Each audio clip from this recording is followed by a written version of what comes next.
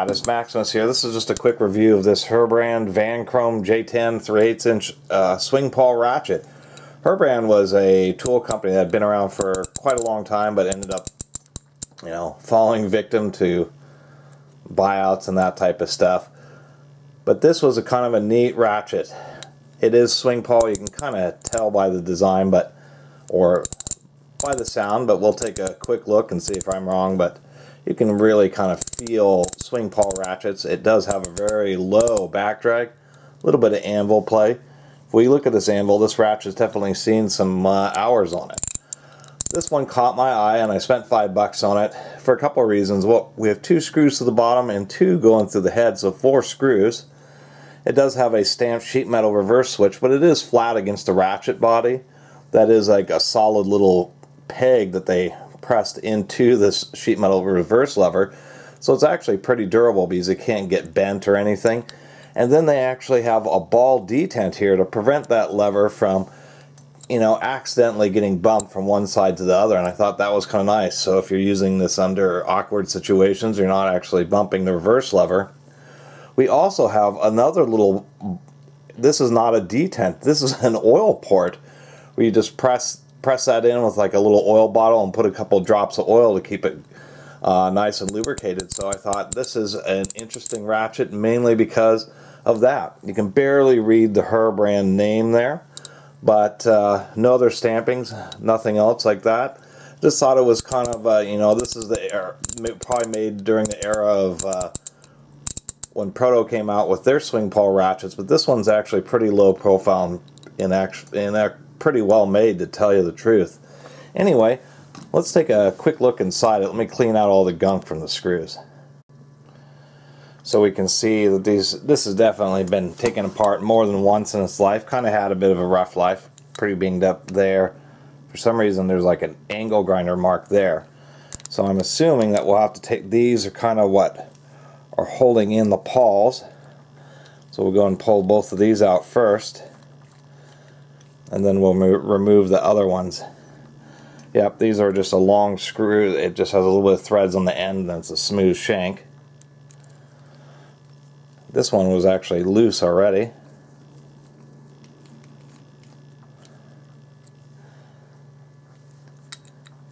And we'll get out these other screws here.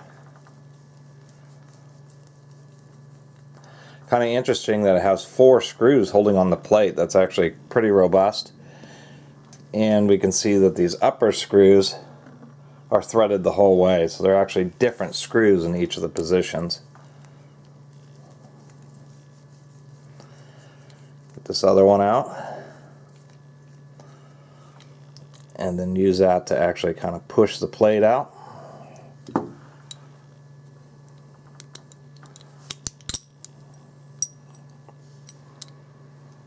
And indeed, I was correct. It is a swing pawl ratchet. You can kind of get the feeling of these.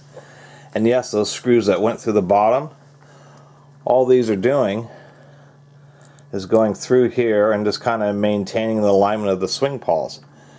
Now, so many swing pawl ratchets, I guess the Harbor Freight 72-tooth ones are multi-teeth, but like so many of them, the protos and everything else, the swing pawl is just a single tooth, an angle that goes in there. So this is a pretty coarse ratchet. Looks like a 32-tooth or something like that.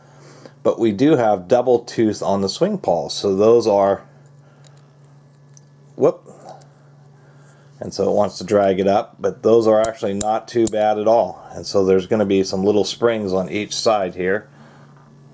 You can just barely see them. Here, let me pull out the anvil here. This really, wow, it's like polished. Surprisingly enough. Pull out the pawl, and then there's our spring. They just drilled a little hole to get that pawl to seat in there.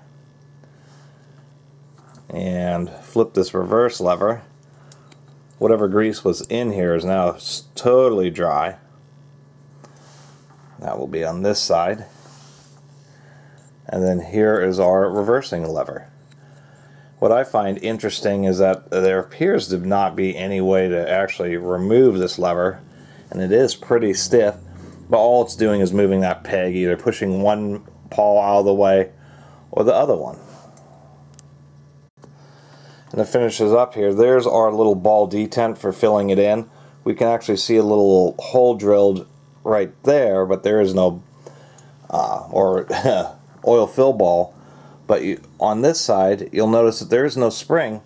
They're actually kind of smart, and what's happening is the spring from the pawl is actually what's pressing right against that to keep it in order. We can just see the bottom, so this reverse lever is actually riveted into the ratchet body, which I also find kind of interesting. Other than that, not a lot else to say. I just think it was a pretty high quality swing pawl ratchet, and actually pretty low profile, and seems pretty decent. Seems to work just fine, even though it is pretty coarse. Those are some pretty thick and heavy duty teeth, and these pawls are actually pretty thick and heavy duty themselves as well.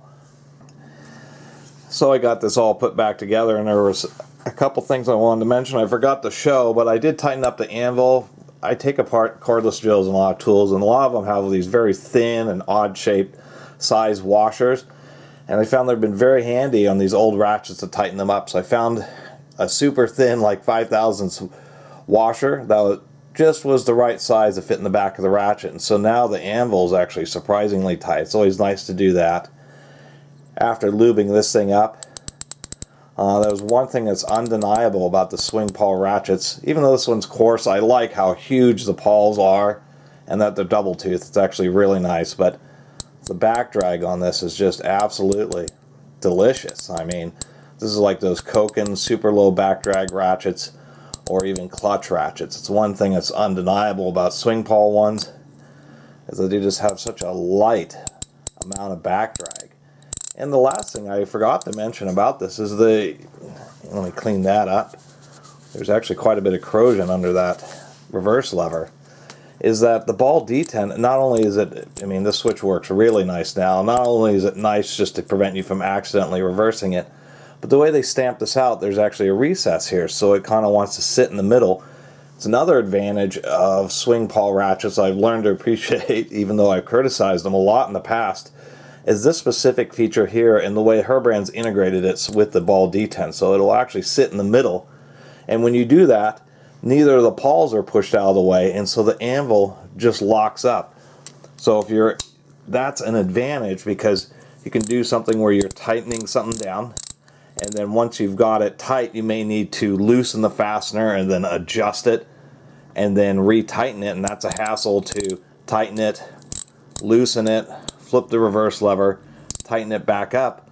Or on this design, because it just sits right in the middle, you can flip it in the middle position, the anvil locks up, and then it just becomes a wrench.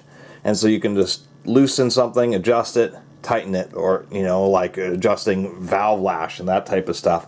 So I thought maybe you wouldn't use a ratchet for adjusting valve lash, but there's lots of parts and assemblies where you have to kind of align them, and when you tighten the fastener they may shift a little bit, so you have to try again.